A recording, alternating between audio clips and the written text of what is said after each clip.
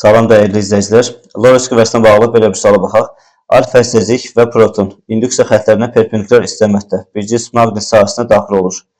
Alfa hissəciyin döyüşmə periodu T olarsa, protonun döyüşmə periodu nəyə bərabərdir? Əvvəlcə period sündüsünü yazaq. T bərabərdir 2 pi m bölünsün Q5 şəklində. Buradan görürük ki, periodla zərrəcin kütləsi düz asılı olduğu üçün yazarıq T alfa bölünsün T proton bərabərdir M alfa bölünsün M proton. Period yükü miqdarının tərs asılı olduğuna görə isə yazarıq Q proton bölünsün Q alfa hissəcik. Bu da bərabərdir. Demək, burada qeyd etmişik, indekslərdə yazılan rəqəmlər yükü miqdarları, yuxarıda yazılan rəqəmlər isə zərrəciklərin kütlələrini göstərir. Alfanın kütləsi 4 olduğu üçün burada 4 yazaq. Proton kütləsi isə 1-ə bərabərdir. Yükləmə gəldikcə isə alfa hissəciyin yükü 2, protonda yük isə 1 olaraq yazılmışdır.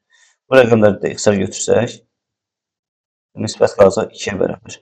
Məsələn şərtinə diqqət etsək, alfa hissəcinin döyüşmə periodu T-yə bərabərdir. Demək, T bölünsün T proton bərabərdir 2. Bizdən də protonun periodu soruşulmaz. Bu da bərabər olacaq T bölünsün 2. Doğru cavab E variantıdır. Sağ olun. Növbəti videolarda görüşənədək.